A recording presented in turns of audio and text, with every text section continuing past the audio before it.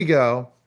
Let's get started and talk about the weather. You said 117. That's It Texas. was 114 yesterday. That's Oh, that's nothing. nothing We've in had it up to Arizona. 120 here That was in Texas Arizona. when I lived there 3 years ago. 118 degrees. Come on now. That's just morning at 6 a.m. before in Arizona. No, no, no. It's only this way for this month. June is not good. July, it's going into July now, so it's starting to wind down. I saw some less horrendous temperatures But coming. you don't have humidity No, we don't. like No. the East Coast. Do you remember those New York days, how humid they were in the summer? They're Yes, we were all horrid. talking about. I was entertaining two friends of mine who were in from New York, and we were talking about that. Now, they were among the people who made the exodus from New York to Florida.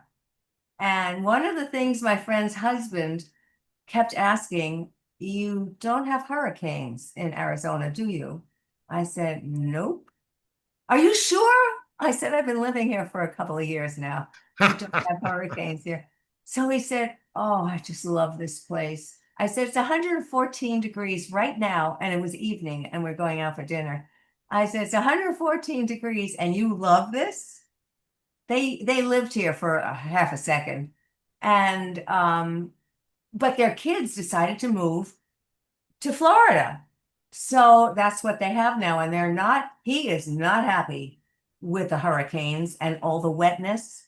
And eventually, because he's in his 50s. So eventually he'll hit in the 60s and his bones and his joints are going to bother him. And that humidity is not good. So we were talking about that. And I said, yeah, but it's only for 1 or 2 months that we really have to suffer. And most people are indoors in air Yeah, conditioning. So totally. freezing cold anyway that we have to bring a wrap with us wherever we go. Totally. So he said, I just love this. I said, the last time you were here, you looked around and you said to your wife, why don't we get a place here? And I said, I'm not going to let you forget that. So anyway, it was great seeing them. You're trying to move everyone to Arizona, and I would be fine with that because Well, I would just go to LA and then when I LA is a hop, skip, and a jump. It's an yeah, hour and 15 minutes. yeah, only an hour and 15 minutes to LA. You're Out. kidding me. Yeah, I do shows in LA very easily. And But I, see, then Gilda, you're gonna have to come with me and Vanessa when we go on the red carpet to the Oscars and cover the Oscars. I covered the Oscars when I worked for I So know, Digest. but see, I I see, was see, this on is the red point I'm going carpet. to tell you is media is gold. If every media person knew what I knew, that you build these connections of these high influential people and you connect them to the wealthy people because you don't think you're ever going to make money with celebrities. It's their connections. You will make so much money on the side as being media. So create your own media and you will never work a day again in your life, meaning you'll have your own business, you'll have everything, but you got to figure that out. And so many people don't get it. The power of What are you media. saying? What are So you saying? I'm already a Jillian major Maxwell. Yeah, personality. let's talk about Jillian Maxwell's dad. He did that. He bought a newspaper. He used all his connections and used all that back end stuff. Same thing with Jeff Bezos. Every successful high level millionaire billionaire has some sort of media company. It is they know the power of connections. I think the power of connections are enormous. And I had one client who said there are only 6 people in the world. You call one, that person knows the other. He knows somebody else. You know somebody. So if you know those 6 people, then you're home free. So I said, that's a really interesting concept. And I started testing it out. Well, maybe I don't know 6. Maybe it's more like 12 or 20 or whatever. But I think it's more than that, though, Neil. If you are surrounded, I'm surrounded by some wonderful people. When my friend was here, um, she had been the person who had made me a show host on Trinity Broadcasting, and that was in New York. And we talked extensively about what my next step ought to be. And she helped plan this out. And she today said, you know who I think you ought to call? This one, and this one, and this one. These are my friends. You have to surround yourself with friends who are not going to stab you in the back or not jealous of you, who want you to succeed and will give you a hand to succeed. And I think the selectivity process is very important for people. If we have trouble selecting the right person to marry, imagine we're not going to be very successful selecting the right person to partner with. So I think it's very important to see people for who they are, understand what their motive is. I know your motive is money. My motive is not, you probably See, don't see, this know. is funny. This is funny. People are going to watch this and say, "Oh my gosh, Gilda is calling." My motive is not money. My motive is why, if I was given this gift, don't I utilize it and not just waste in infamy? There's so many creators out there. Yeah, but when I first met you, I didn't know you from Hole in the Wall. And all you told me was, I'm going to be a billionaire. I'm going to be a Ah, billionaire. see, but And this is not stuff I say on the air. Thanks, Gilda. oh, well, hang on. You are able to cut this out. So Now I don't care. It's live. It's you have the here. power of the edit. No, I'm gonna be a $2 person. No, I'm talking about specifically enough, Gilda. See, this is the point you have to understand. I'm not talking about you know, when I it's an interesting process you're talking about.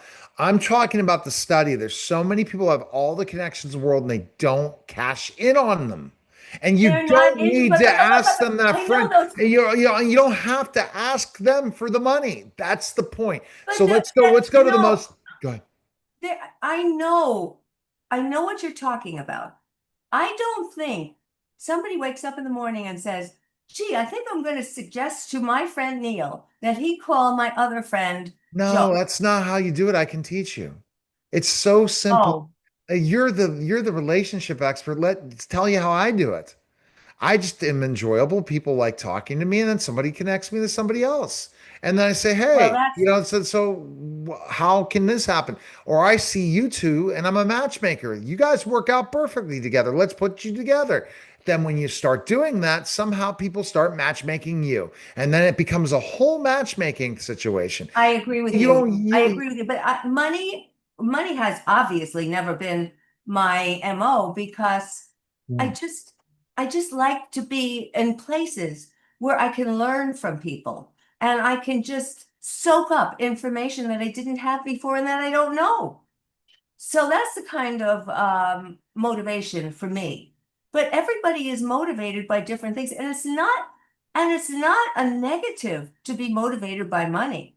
I am saying that if you are motivated by money and you marry somebody who is not, there is going to be some discussion. see, this is but what if you change and then at one point you are motivated and you never were before? Well, I would That's like to call that's it, instead of change, I would like to call it grow.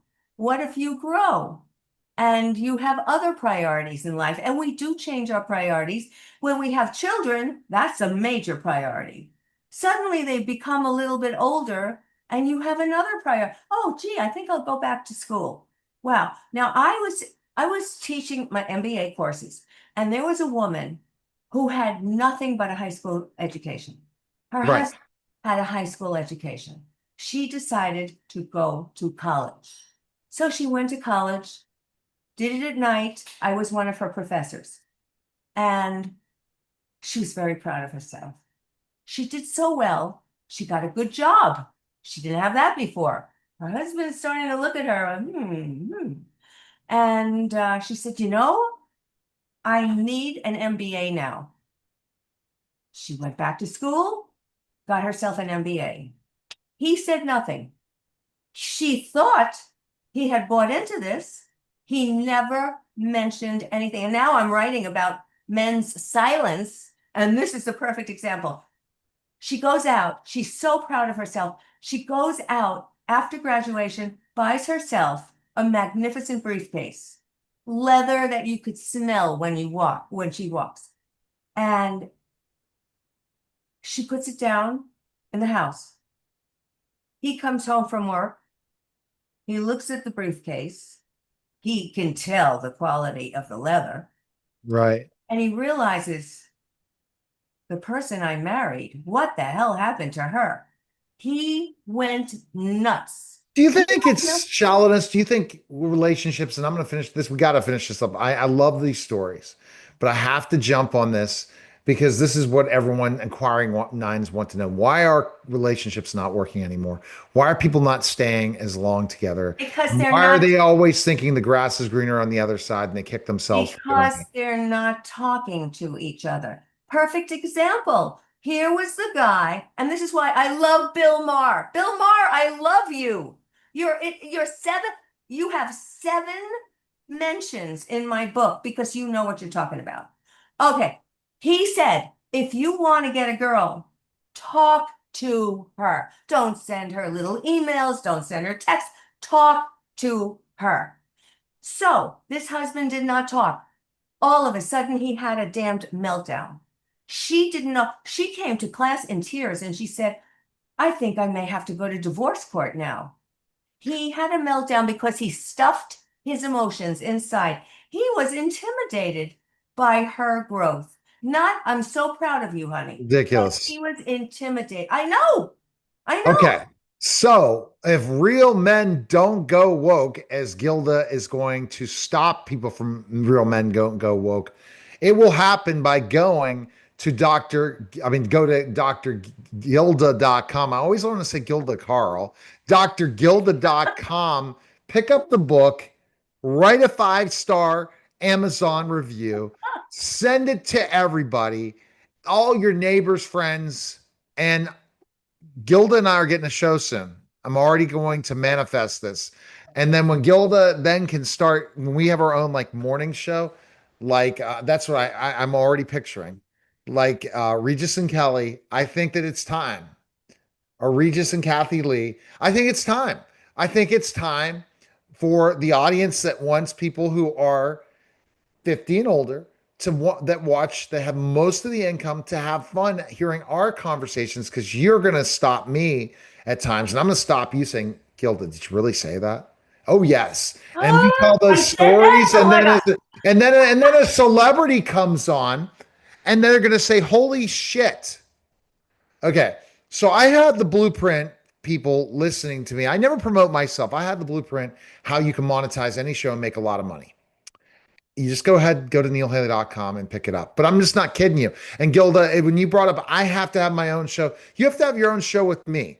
And we're going to pitch people first. But if not, we're just going to do the show, Neil and Gilda. And then we're going to bring the celebrities on. And then I'm going to have fun with you seeing you interview celebrities because it will be a lot of fun. Something to think about moving forward. So go to You drgilda.com and we'll talk soon. You're listening and watching The Neil Haley Show.